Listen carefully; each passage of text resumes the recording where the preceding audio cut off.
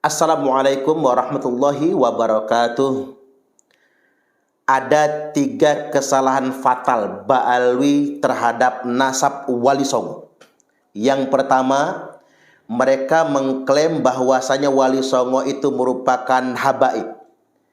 Mereka mengklaim Wali Songo merupakan Ba'alwi. Ini kesalahan yang sangat fatal sekali. Wali Songo bukan Ba'alwi, bukan Bani Ba'alwi. Wali Songo bukan habaib. Secara kesejarahan mereka beda sejarah dengan Ba'alwi. Bahkan DNA keturunan Wali Songo jauh berbeda dengan DNA Bani Ba'alwi. Maka mengklaim Wali Songo merupakan keturunan Ba'alwi, ini merupakan kesalahan fatal yang pertama. Yang kedua, kesalahan fatal mereka adalah mengatakan keturunan Wali Songo sudah terputus selama 550 tahun lamanya. Artinya keturunan Wali Songo tidak lagi bisa dikonfirmasi, keturunan Wali Songo tidak bisa lagi diverifikasi. Nah, inilah kelicikannya. Di satu sisi mereka ngaku-ngaku Wali Songo merupakan Bani Ba'alwi karena mereka tahu Wali Songo merupakan orang-orang mulia, ulama-ulama mulia, dan punya nasab yang mulia, keturunan yang mulia.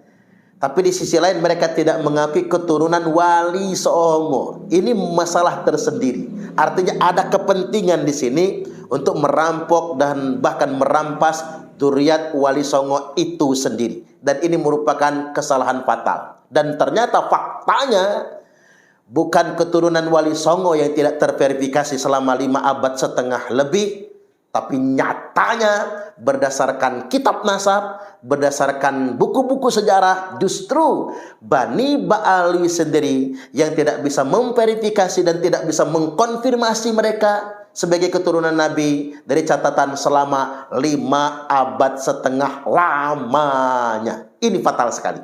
Dan kesalahan yang ketiga, akhlak mereka jauh bertentangan dengan akhlak Wali Songo. Wali Songo berdakwah ke Indonesia ini melakukan islamisasi dengan menghapus perbudakan, mengajarkan kepada bangsa Indonesia manusia itu setara, tidak ada perbudakan, tidak ada feodalisme, dan tidak ada kasta. Tapi justru sebaliknya, Ba'alwi dengan ngaku-ngaku sebagai anak cucu Nabi, mereka merasa sebagai sekelompok orang yang memiliki kasta yang lebih tinggi dari siapapun. Mereka seolah-olah menjadi warga agama kelas 1. Bisa dipastikan dakwah Ba'alwi jauh bertentangan dengan dakwah Wali Songo. Mari kita simak bagaimana kita kembali membangun semangat akan ajaran dan dakwah Wali Songo berikut ini. Ada yang mengatakan begini, orang yang tidak mempercayai habaib, maka semua ilmu kiai di Indonesia ini batal. Paham ahlu sunnah wal jamaah di Indonesia ini batal. Alasannya apa? Semua kiai se-Indonesia raya tercinta ini dapat ilmu agamanya dari habaib semua. Loh, ini penipuan, Pak. Ini pemalsuan sejarah. Wali Songo niku masuk ke Indonesia ini abad 14 Masehi atau 8 Hijriah masuk ke Indonesia. Sedangkan Habib-Habib niku diangkut oleh Belanda bersama Senok Hordronya, diangkut saking Yaman abad ke-19. 5 abad kajiannya, Pak, Bu, 500 tahun. Jadi Wali Songo itu bukan Habib, Wali Songo bukan Ba'alwi, dan tidak berasal dari Yaman. 5 abad jaraknya, tapi diaku-aku. Ini penting untuk kita ketahui. Pantas, Pak, dakwah Wali Songo dengan dakwah para habaib beda. Kalau dakwah Wali Songo merangkul umat sebagaimana dakwah Nabi. Maka pada kesempatan kali ini ingin saya sampaikan yang merepresentasikan. Woi, tahu artinya nggak, Bu? Pokoknya itu aja pokoknya, ya, Bu. Yang merepresentasikan, yang mencerminkan, nah bahasa kitanya, yang mencerminkan dakwah Nabi sebenarnya adalah dakwahnya Wali Songo. Bagaimana sih sifat dakwah Nabi? A'udzubillahi minasyaitonir rajim. Fabima rahmatim minallahi lintalahum walau kunta faddan ghalidhal qalbi lang faddu min hawlik. Fabima rahmatim minallah. Kalau bahasa kitanya Pak, maknanya Muhammad, kata Allah, dikarenakan rahmat dari Allah, lintalahu, engkau bisa bersikap hangat dengan umat, engkau bisa bersikap lemah lembut dengan mereka. Dakwah Nabi itu hangat, lemah lembut, merangkul bukan memukul. Walau kunta faddan ghalidhal qalbi, seandainya engkau berhati keras, seandainya engkau bersikap kasar dan berhati keras, lang faddu min haulik, niscaya umat akan lari dari sekeliling. Nah, dakwah Nabi itu merangkul. Persis dakwah Wali Songo juga merangkul. Oke, coba kita ingin urut satu persatu. Yang pertama, Sunan Gresik. Sunan Gresik niku namanya Maulana Malik Ibrahim, awal abad 14 Masehi. Sunan Gresik niku yang tersambung juga nasab silsilahnya kepada Rasulullah Shallallahu Alaihi Wasallam, datang ke Indonesia. Apa yang dilakukan di Indonesia? Sunan Gresik mendakwahkan masyarakat tanpa kasta. Indonesia mbiyen Pak berkasta-kasta, ada kelas-kelas. Begitu datang Sunan Gresik dengan dakwahnya tanpa kasta, orang Indonesia tertarik dengan ajaran Islam. Persis dengan dakwah Nabi. Bilal itu budak sahaya hitam legam, tapi Nabi mau duduk berdampingan, mau duduk bersentuhan lutut, bahkan mau berpelukan dengan Bilal. Itulah mengapa Bilal mau masuk Islam. Itulah yang dibawa oleh Maulana Malik Ibrahim Sunan Gresik. Di tengah masyarakat Indonesia ada budak, ada bangsawan, ada masyarakat kasta tertinggi, ada kasta bawah. Sunan Gresik kenalkan Islam, mengenalkan masyarakat tanpa kasta. Inna akramakum indallahi atqakum, sesungguhnya yang paling mulia di antara kalian semua di sisi Allah adalah orang yang bertakwa. Yang paling mulia orang yang bertakwa. Kalau ukuran sama Allah Pak, yang paling mulia bukan Pak Parman, walaupun saya penceramah, bukan Yai Masruri, bukan Pak Sugiono, bukan, tapi yang paling mulia di sisi Allah, yakni yang paling bertakwa. Mudah-mudahan kita semua bertakwa. Allahumma amin. Tapi ada tolak ukurnya Pak di hadapan manusia. Akmalul mu'minina imanan ahsanuhum khuluqa. Orang mukmin yang paling sempurna imannya adalah yang paling baik akhlaknya. Jadi Bapak Ibu kalau ingin lihat orang mukmin yang baik imannya, bukan karena udeng-udengnya, bukan karena janggutnya. Walaupun janggutnya tekan udel nggak ngaruh, walaupun kerudungnya sampai tanah nggak ngaruh. Wih, kerudungnya sampai tanah, nyapu halaman aja nggak pakai sapu lagi, pakai kerudungnya itulah. Umpama apa dia dikatakan iman? Belum tentu. Apa dia dikatakan takwa? Belum tentu. Ukuran orang bertakwa, lihat akhlaknya, attitude-nya, unggah-ungguhnya, toto kromo, adab sopan santun. Makanya orang Jawa itu Pak punya budaya adab kesopanan yang sungguh luar biasa. Nggak ada yang bisa mengalahkan santri Jawa. Santri Jawa nggak berani melihat muka kiai, nggak berani Pak. Bukan takut, adab itu namanya. Makanya kalau orang masuk pesantren saya, pengen anaknya masukin ke pesantren saya, karena santri saya begini, nggak berani lewat depan kiai. Walaupun saya orang Sumatera, tapi saya pakai adab di Jawa Pak. Ini etika Bapak Ibu, itu nilai yang luar biasa. Percuma ilmu judut langit katanya, percuma ngaku iman kalau nggak punya adab, kalau kamu nggak punya etika. Nah, hadis ini berlanjut, wa khyarukum khyarukum linisaihim khuluqa, dan manusia terpilih di antara kalian semua adalah yang paling baik akhlaknya dengan istrinya. Tuh, bapak-bapak ini baik gak? Hebat ibu. pinter menutupi aib suaminya. Pak Sugiono baik gak ya? Baik ya Pak? Buktinya 2 periode loh jadi kades, kepala kampung. Di balik suami yang sukses pasti ada istri yang hebat. Gitu begitu. Jadi kalau jenengan pengen tahu siapa orang terbaik, Bapak Ibu, lihatlah kelakuannya sama istrinya. Saya ambil umpama begini Pak, kalau saya ramah kali sampean wajar, karena saya penceramah. Penceramah nggak ramah, nggak diundang lagi. Gitu begitu. Nggak sini diundang lagi nggak ya kira-kira? Kan begitu. Pak Kades ramah kalian jenengan ya wajar, Pak Kepala Kampung. Pak Sugiono nggak ramah, males milih lagi. Oh pemenang caleg Pak, caleg nggak ramah, udah nggak ramah pelit pula, males milihnya. Caleg itu sudah ramah, jojong bagi duit baru mantap, banyak yang milih. Cuman Bapak Ibu, kalau saya jenengan Pak ramah dengan istri itu yang luar biasa. Asal jangan sama istri tetangga.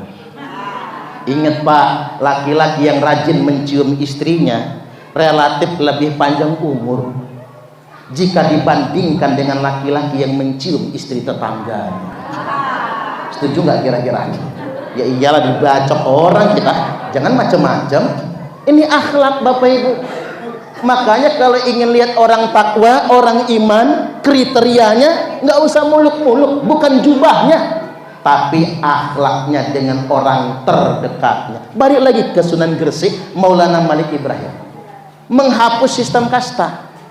Nah ujuk-ujuk Bapak Ibu, Wali Songo menghapus sistem kasta, dilalah sampai muncrat saya. Itu yang makan resoles yang pernah kena muncrat saya masuk surga itu. Ngapura nggih. Karena namanya semangat ngomongnya. Padahal puasa kita mah. Jadi Bapak Ibu, Wali Songo berdakwah menghapuskan sistem kasta. Dilalah tiba-tiba ujuk-ujuk muncul yang ngaku Habib, cucu Nabi Pak, merasa kastanya lebih istimewa dari orang lain. Apa kata mereka? Satu Habib gila, ini benar, ini ada buktinya loh Pak. Satu Habib gila lebih mulia daripada kiai yang mengamalkan ilmunya. Satu Habib bodoh lebih mulia daripada 70 ulama. Habib itu walaupun dia buat maksiat, dia tetap masuk surga walaupun nggak sholat, walaupun berbuat zina. Ini agama apa ini? Merasa dia lebih tinggi kastanya daripada orang lain. Nah seakan-akan begini Pak, di abad modern tahun 2024 ini ada kasta baru dalam Islam. Kasta tertinggi, nggak boleh dikritik, nggak boleh dinasehati. Siapapun yang mengkritik mereka dianggap membenci ahlul bait Nabi. Jangan sampai sedemikian rupa. Menurut saya ajaran yang kayak gitu bertentangan dengan logika akal sehat. Dia bertentangan dengan nalar, bertentangan dengan hati nurani, dan bertentangan dengan syariat Islam. Gini begitu. Maka Nabi sallallahu alaihi wasallam telah bersabda, al-kibru batarul haqqi wa ghamtun nas. Itu kesombongan. Itu kesombongan. Menciptakan kasta itu kesombongan. Kesombongan itu kata Nabi batarul haqq, menolak kebenaran. Mentang-mentang yang ngomong cuman Parman, mentang-mentang yang ngomong cuman Yai Masruri, mentang-mentang yang ngomong cuman Kiai Imat Pak Wong Banten, kebenaran ditolak. Imat ngomongnya nggak pakai Kiai lagi, Imat ngomongnya. Menolak kebenaran wa ghamtun nas, dan menghinakan sesama umat manusia. Maka Nabi bersabda, innallaha qad adhaba ankum ubiyatal jahiliyah wa ta'adumaha bi abaiha. Sesungguhnya hari ini kata Nabi, Allah telah mencabut dari kalian semua kesombongan, ketakaburan, kebanggaan jahiliyah, di mana mereka suka membangga-banggakan nasab, suka membangga-banggakan leluhur, suka membangga-banggakan keturunan. Ya mending Pak kalau benar, ini kan salah, ngaku cucu Nabi padahal bukan. Saya ditanya orang, Ustadz, panjenengan ngomong ngapa kalau ngaku cucu wajib harus ada bukti? Iya dong, ngaku cucu itu harus ada buktinya, karena itu perkara syariat. Ngaku cucu Nabi, karena cucu Nabi dia dzurriyyat Nabi. Ketika orang ngaku-ngaku, dia wajib menunjukkan buktinya, karena kalau tidak dia hanya ngaku bahaya. Begini keterangannya Bapak Ibu, manidda'a qauman laisa lahu fihim nasabun falyatabawwa maq'adahu minan nar.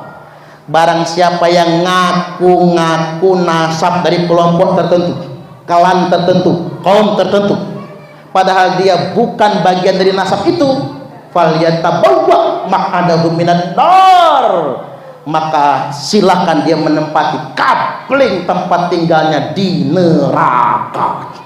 Makanya saya mengatakan wajib, kalau ngaku cucu Nabi wajib membuktikan, karena kalau tidak, falyatabawwa maq'adahu minan nar, silakan ngapling sendiri tempat tinggalnya di dalam neraka. Satu, Sunan Gresik Maulana Malik Ibrahim menegaskan dakwah Islam tanpa kasta. Yang kedua, Sunan Ampel. Sering ziarah Wali Songo nggak sih Bapak Ibu? Sering nggih? Ongkosnya mahal nggak? Mahal. Pak Yai Masrurin kayaknya. Yang kedua, Sunan Ampel. Sunan Ampel ini Bapak Ibu terkenal dengan ajarannya Moh Limo. Tahu nggak Moh Limo, Pak?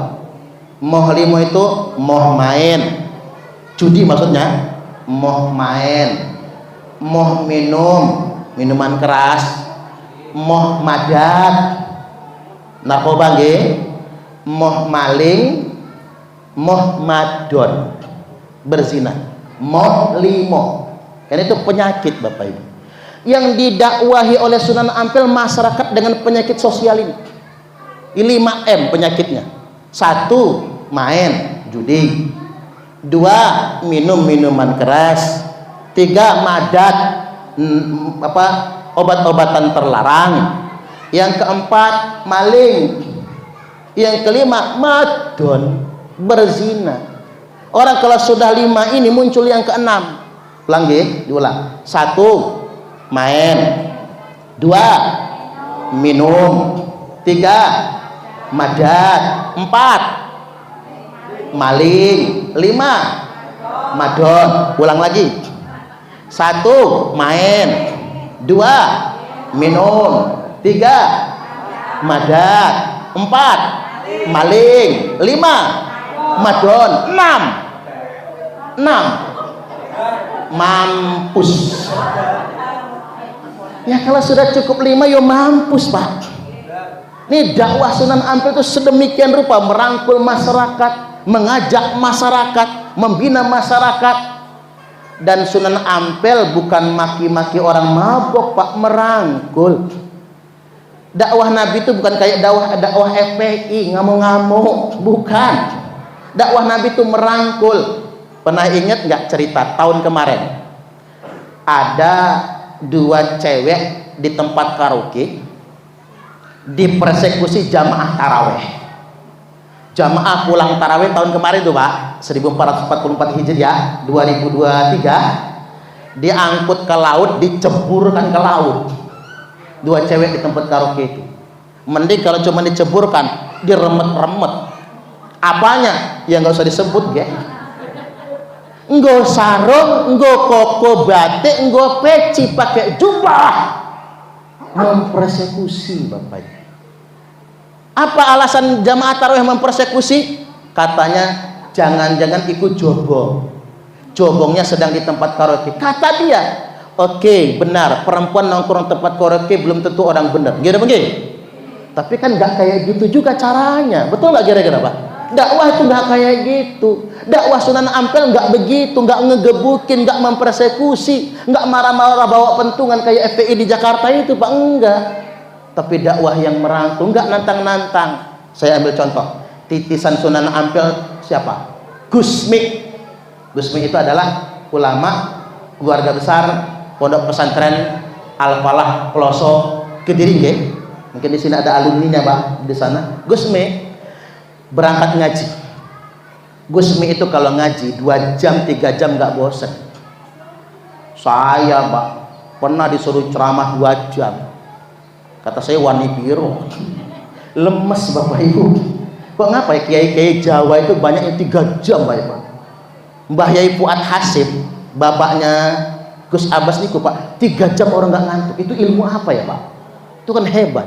Kalau sekarang itu siapa? Mbah Yai Anwar Zahid nggih.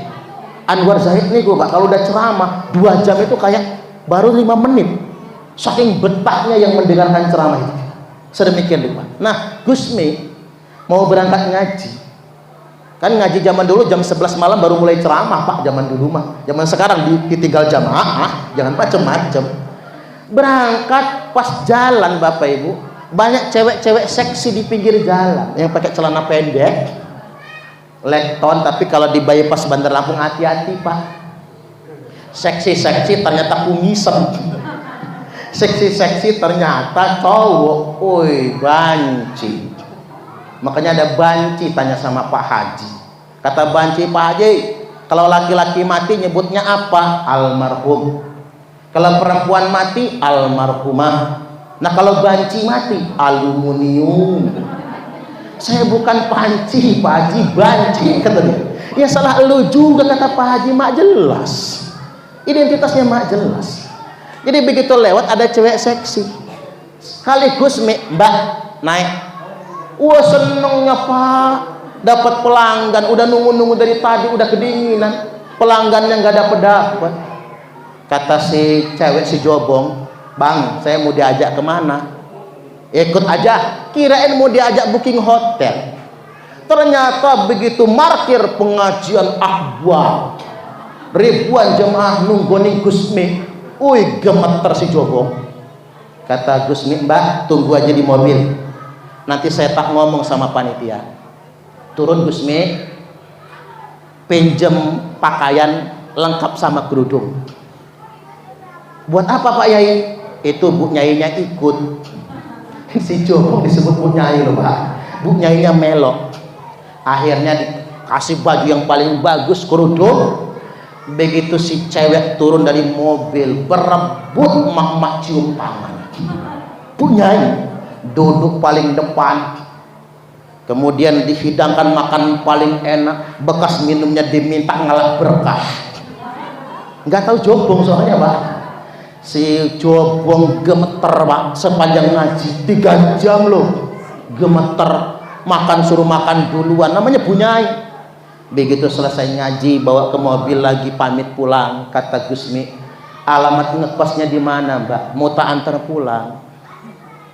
Langsung amplopnya dibagi 2. Malam ini sampean nggak dapat pelanggan gara-gara saya. Ini amplop ngaji, amplopnya Gus Mi Pak, bisarahnya beda. Separuh dikasihkan Bapak ini. Si cewek nggak tidur malam itu, langsung tahajud, sholat, nangis sejadi-jadinya, tobat, langsung kemas-kemas. Pagi-pagi temennya kaget, lo kamu mau kemana? Pulang kemana? Lampung Tengah. Lampung Tengah pun di Bekri, tempatnya di mana? Kesumajaya. Lo ngapa pulang? Ada musibah? Enggak, berhenti dagang surabi. Lo bukan laris? Enggak, saya pokoknya bismillah berhenti Bang. Itulah dakwah Gus Mi, dakwah yang sebenarnya, dakwah Wali Songo. Itulah dakwahnya Nabi, itu dakwah yang sesungguhnya. Tapi ternyata wanita ini Bapak Ibu dinikahi oleh seorang kiai pada suatu hari, dan putra putri beliau ini, tapi rahasia nggak boleh disebut namanya. Putra putri beliau ini yang tobat ini Pak, sekarang jadi kiai semua anak cucunya. Subhanallah. Itulah dakwah. Jadi dakwah itu sedemikian rupa Bapak Ibu. Ini dakwah Sunan Ampel. Baik, kita lanjutkan yang berikutnya. Putrane Sunan Ampel, Sunan Bonang. Dakwahnya Sunan Bonang niku Bapak Ibu sama ngikut dakwah seperti dakwah bapaknya. Sunan Bonang, Sunan Derajat, itu dua-duanya putra Sunan Ampel Pak. Dakwah sedemikian rupa. Dakwahnya dakwah sosial. Makanya ada syairnya Sunan Derajat itu apa bunyinya begini. Menehona teken marang wong kang wuta. Ini bahasa Jawanya pas ya, Pak. Menehono teken marang wong kang wuta. Menehono pangan marang wong kang luweh. Menehono busana marang wong kang wuda. Ini keren ini, Pak. Berikan tongkat kepada orang yang buta. Berikan makan kepada orang yang lapar. Berikan pakaian kepada orang yang telanjang. Tuh dakwah Nabi. Itulah dakwah Wali Songo. Ngasih ke umat bukan malak. Ke umat itu ngasih bukan malak, Bapak Ibu. Ini mah ngedawir, Pak. Nih saya cucung Nabi, setor sekian. Ngedawir. Makanya yang ngaku-ngaku cucung Nabi itu saya nggak percaya mereka cucung Nabi. Bukannya ngasih malah minta. Kalau cucung Nabi ya Wali Songo, bukannya minta mereka ngasih. Itu dakwah yang sebenarnya. Sekaligus juga saya ingin sampaikan malam ini Bapak Ibu, yuk kita meneladani dakwah Wali Songo. Tangan di atas lebih baik daripada tangan di bawah. Itu dakwah Wali Songo. Memberi lebih baik daripada meminta. Seperti zaman dulu lah. Kalau kata Abdullah bin Mas'ud radhiyallahu an, nek zaman biyen, zaman sahabat Nabi, zaman tabi'in, zaman di mana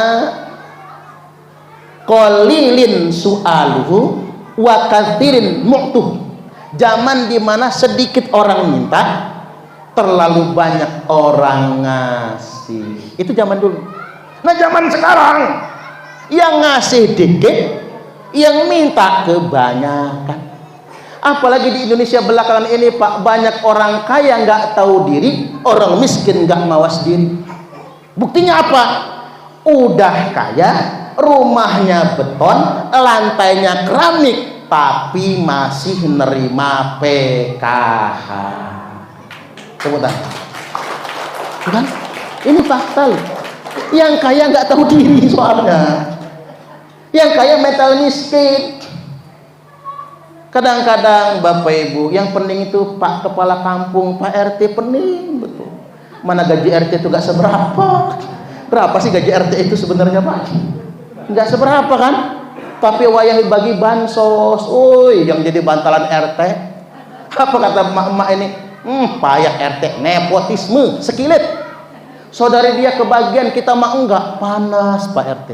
Tapi karena PRT ini orang bijak, sudahlah sabar istighfar saja. PRT-nya bijak, nah bini PRT yang nangis. Kata bini PRT, udah Pak berhenti aja jadi RT. Mana gaji nggak seberapa, nunggak pula Pak. Udah berhenti aja. Apa kata suaminya? Udah Mak, nggak usah dipusingin. Itu omongan orang banyak. Begini aja, kalau cair bansos lagi tak lapor sama Pak Kepala Kampung. Saudara kita coret semua. Oke? Bagi bansos lapor Pak Kepala Kampung. Saudara saya itu namanya sipulan, coret, ganti orang lain. Begitu bagi bansos orang lain kebagian semua, saudara enggak. Apa kata saudara? Enggak ada guna punya saudara jadi RT. Orang lain kebagian, kita mah enggak ditegur, jangan macam-macam. Serba bingung sekarang Pak, karena orang mentalnya miskin semua. Cobalah Bapak Ibu kita mental kaya. Begitu Pak Kepala Kampung bagi bansos, bagi BLT, bagi bantuan dalam bentuk apapun, katakan begini, maaf Pak Kepala Kampung, ngapuro Pak Sugiono, kami tidak terima bantuan. Kaget Pak Sugiono, ini ada apa ini? Kirain demo. Maaf Pak, kami nggak terima bantuan karena kami warga Kampung Kusuma Jaya sudah sugih semua. Ngimpi jangan-jangan ya. Sudah sugih semua, kasihkan saja sama yang nggak mampu. Kan enak, uang anggaran dana desa bisa digunakan buat pembangunan Pak. Jalan ke sini tadi lobang semua itu ya. Gitu begini. Karena kenyataannya begini, kita kasih BLT, kita kasih bansos. Emak-emak bukan beli beras Pak, beli HP. Ini banyak kejadian. Beli HP, ganti Magicom lah. Jadi bukan untuk kebutuhan dasar, malah untuk kebutuhan yang tidak mendasar. Ini kenyataan Bapak Ibu.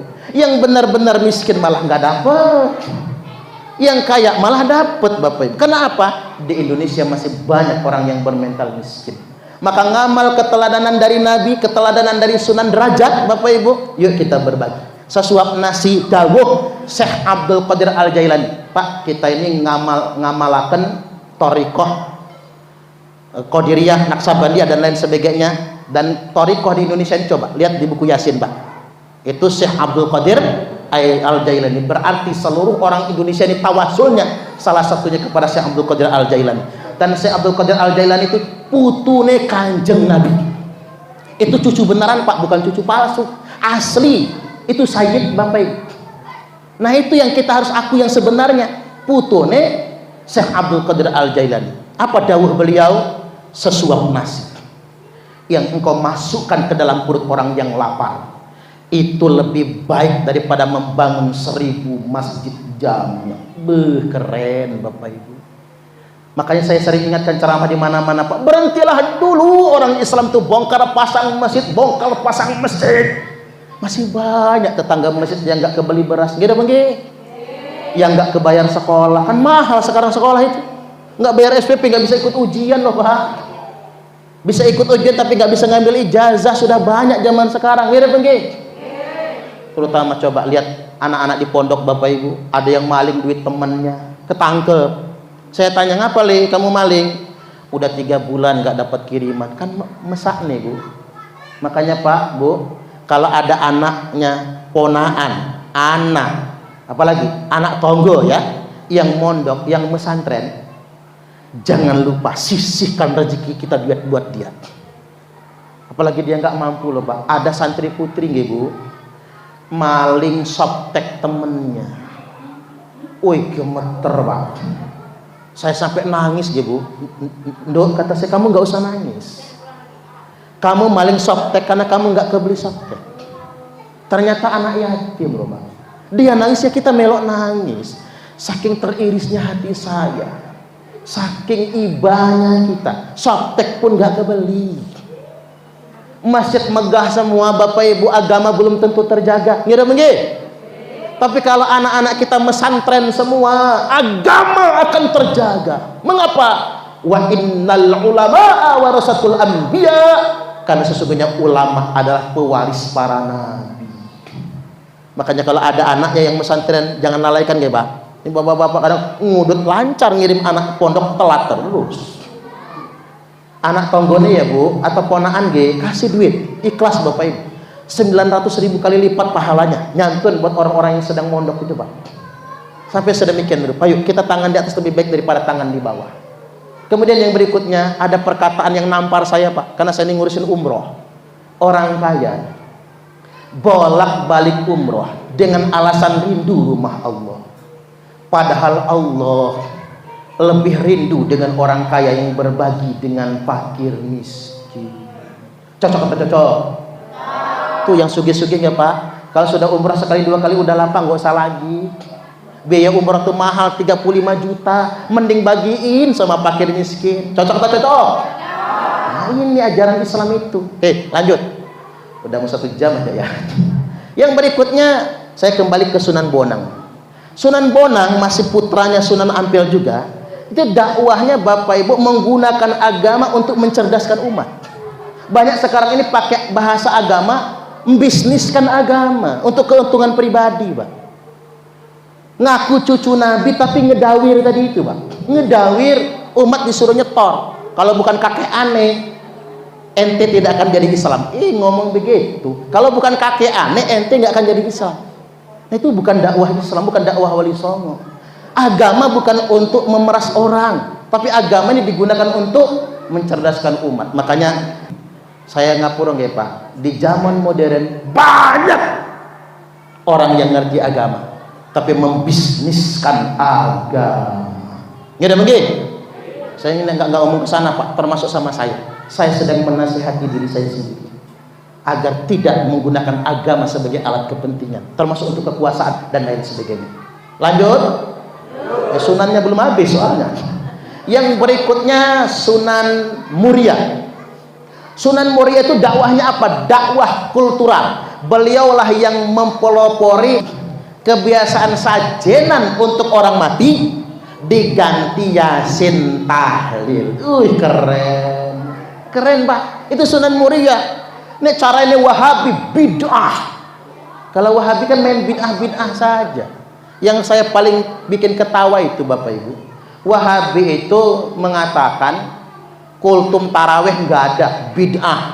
Ya apa urusannya sama kultum? Ada Wahabi juga ngomong Bapak Ibu, kalau azan subuh masih makan, telan-telan aja makanan, selesaikan. Ini kan bahaya Pak. Ajaran kayak gini kan bahaya. Dikit-dikit ngomong bid'ah, ajaran tidak bersanad Bapak Ibu. Ini hati-hati. Ciri khas Wahabi itu nggak mau berguru, gurunya langsung Quran hadis. Jadi nggak ada gurunya, nggak menghargai ulama dan lain sebagainya. Jadi balik lagi, Sunan Muria itu, itulah yang merubah tradisi sajenan untuk orang mati diganti kenduri. Makanya di Kesumajaya nih, di Kesumajaya ini masih ada kenduri, besekan masih ada, wajib dilestarikan itu. Karena nolong Pak, saya pernah Pak, ini pengalaman terjadi betul Bapak Ibu. Masih melarat dulu loh Pak, belum punya pondok, masih melarat ya, masih ngontrak. Pagi nggak sarapan, siang keroncongan, sore kelaparan, malam ngarep betul ada undangan kedurenan. Tapi yang mati di kampung juga belum ada Bapak Ibu. Kangen betul sama orang-orang mati Pak. Itu pengalaman saya. Sampai besok pagi masih kelaparan Bapak Ibu, keroncongan. Disitulah kita merasa manfaatnya kedurian. Cuman kalau ada yang membid'ahkan, tak kasih tahu nggih Pak Bu, doa dan sedekah, ad-du'a wa shadaqatu hadiah. Doa dan sedekah itu hadiah terbaik ilal mauta, untuk orang mati. Jadi kalau ingin memberi hadiah untuk orang mati, doa dan sedekah. Maka hadis Nabi ini dikomentari oleh Umar bin Khattab, as-shadaqatu ba'da dafni, sedekah yang dikeluarkan setelah penguburan kekal pahalanya sampai 3 hari. Sedekah pada hari ketiga kekal pahalanya sampai hari ke-7. Sedekah pada hari ke-7 kekal pahalanya sampai hari ke-25. Makanya kalau bisa mulai sekarang Bapak Ibu, habis 7 hari jangan langsung 40. Habis 7 hari selawek dulu Pak. Hitung-hitung nambahin proyek Yai Masruri ya. Hitung-hitung gitu. Sedekah pada hari ke-25 kekal pahalanya sampai hari 40. Sedekah pada hari 40 sampai hari ke-100. Sedekah pada hari ke-100 sampai 1 tahun haul pertama. Sedekah pada 1 tahun akan kekal pahalanya sampai 1000 hari. Ini dinukil oleh Al-Imam Jalaluddin Asyuti dalam kitab Al-Hawilil Fatawi juz yang kedua halaman 198. Nah, ini yang dibawa oleh Sunan Muria ke Indonesia Pak. Jelas hadisnya, jelas dalilnya. Sedekahan. Emang hadisnya sahih? Oke. Inna ummi matat. Ada seorang laki-laki berkata kepada Nabi, ibuku mati, walam tus. Dia tidak berwasiat apa-apa. Wa agunnuha law takallamat tasaddaqat. Aku punya pikiran angan-angan ya Rasul, seandainya ibuku masih bisa ngomong, dia ingin sekali sedekah. Apa yang fa'uha in tasaddaqtu anha? Apa ibuku dapat manfaat bila aku anaknya? Inisiatif dewek, sedekah atas nama dia. Jawab Nabi, na'am tasaddaq anha. Ya, sedekahlah atas nama ibu. Ayo sedekati afdal, apa sedekah yang utama? Sakyul ma, enggak ketang, bagikan air minum. Sahih Al-Bukhari nomor hadis 1388, Sahih Muslim 1004, Sahih muttafaqun alaih. Kelas 1 ini Pak. Jadi silahkan Bapak Ibu, cuman jangan maksa. Yang enggak boleh itu kata Imam Syafi'i, gara-gara tahlilan rumah kegade, itu namanya besar pasak daripada tiang saudagar Bogor. Biar tekor asal kesohor. Kalau kata wong Palembang kue putu buatan cek gaya, awak buntu banyak gaya. Nah itu yang jangan. Kalau nggak mampu nggak apa-apa Bapak Ibu. Tapi kalau mampu nggak masalah. Saya ceramah nang Padang Cermin. Begitu ceramah Bapak Ibu, bubar jamaah saya masih di tempat. Jamaah sekitar 10 orang balik lagi Pak. Jamaah tahlilan. Mulangin besek. Loh kok dipulangin? Ngapura ini punyanya Pak Yai ketuker. Kata tuan rumah, enggak, punya Pak Yai sudah dalam mobil. Enggak, kok ayamnya 1 ekor. Ternyata Pak, isi beseknya 1 ekor. Kita mau potong 12, potong 16 Pak. Dia 1 ekor. Apa kata tuan rumah? Emang satu besek satu ekor. Mapas pikir saya. Yang tadi masuk mobil saya 10 besek pak, 10 ekor besek buat tahlilan bisa itu. Potong 16 pak. Subhanallah. Segitu banyak 300 orang yang takziah, 300 besek pak. Mengapa dia sedekah begitu? Ternyata punya kandang ayam, ayam potong. Pak tanya-tanya kabarnya bapak ibu, sekarang tambah sugih. Siapa bilang gara-gara tahlilan jatuh bangkrut? Itu mau omong kosong, orang ngarang cerita itu pak. Itu sedekah loh, apalagi atas orang tua yang sudah wafat meninggal dunia, nggak ada kamusnya. Mungkin ada yang kayaknya begitu, maling gara-gara modal tahlilan. Masuk berita kan pak? Ya jangan salahkan tahlilannya dong, salahin malingnya. Contoh, maling buat istrinya melahirkan. Emang istrinya yang ngandung yang salah? Kan malingnya yang salah. Ada orang maling buat modal nikah pak. Emang nikahnya yang salah? Kan nggak salah. Nikahnya kan syariah. Malingnya yang salah. Cocok apa cocok? Sunan Muria. Lanjut disikat lagi. Sunan Kalijogo. Tapi jangan salah, bukan Kalijodo. Ini Kalijodo lagi pak. Sunan Kalijogo yang terkenal dengan dakwah wayangnya, dengan lakon semarnya. Lakon semar itulah bapak ibu, semua dakwah Sunan Kalijogo diterima oleh masyarakat Jawa. Ternyata pak, Sunan Kalijogo yang membuat Islam masif diterima sebumi Nusantara. Jadi bukan dakwah yang maki-maki ternyata, tapi dakwah yang begini. Dan kita kenal betul dengan pengajaran Sunan Kalijogo. Hening cipto nutup babahan hawa songo. Hening cipto nutup babahan hawa songo itu apa? Puasa. Nutup 9 lubang. 9 lubang itu apa saja?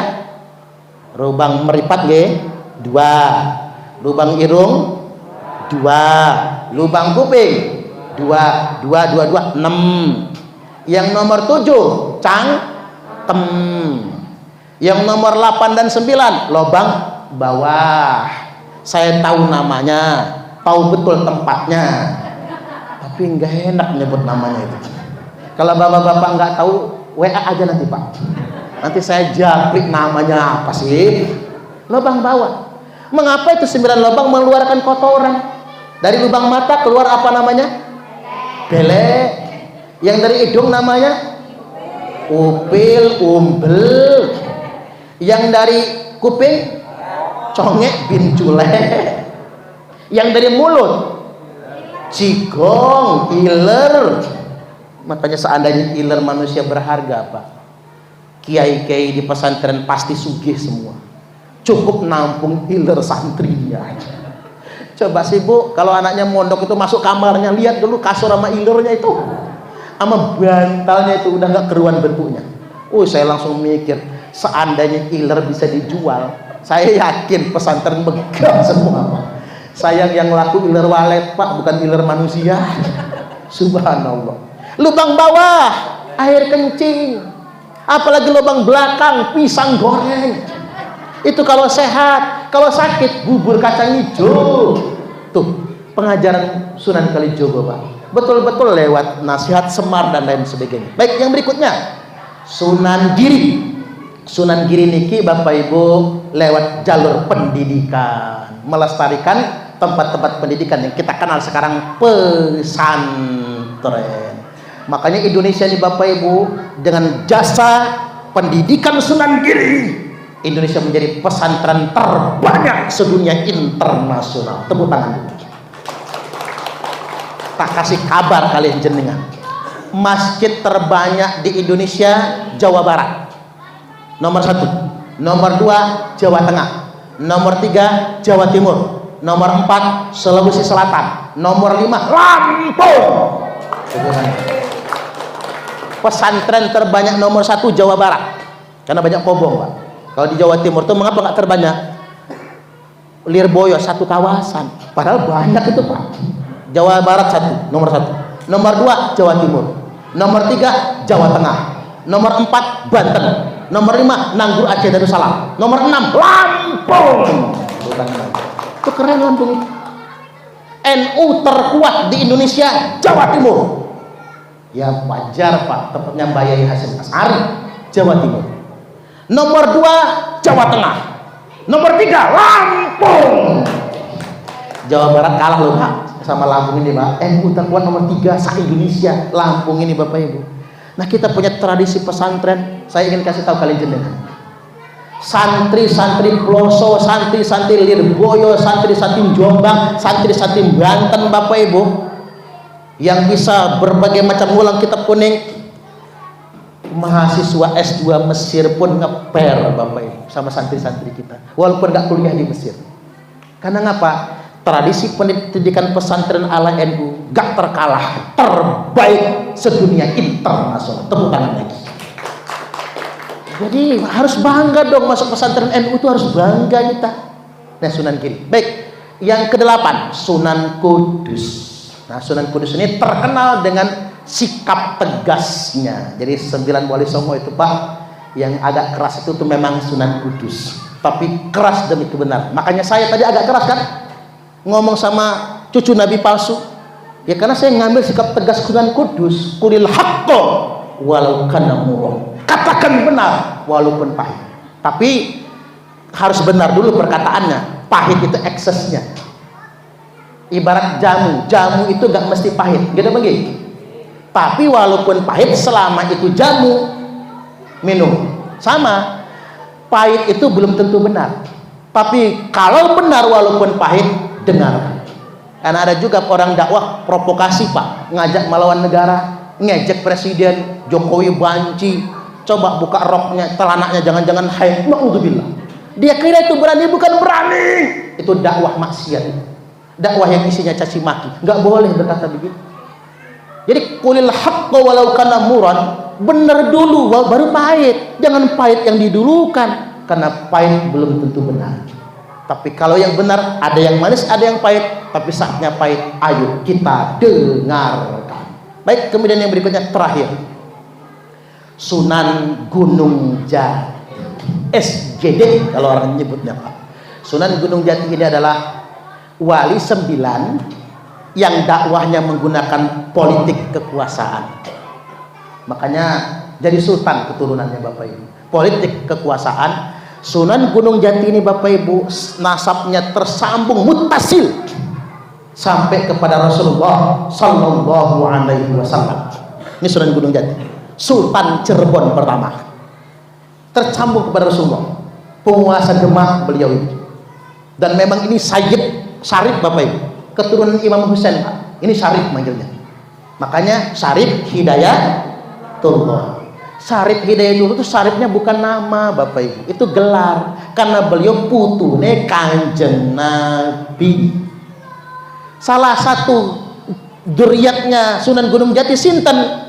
Kiai Haji Muhammad Abbas bin Yaksi, yang kita sebut Gus Abbas Buntet Pak, yang sekarang menjadi ketua umum Perjuangan Wali Songo. Ngapura nggih Pak, kita ini kan nggak pernah nganggap zuriat Sunan Gunung Jati sebagai keturunan Nabi loh.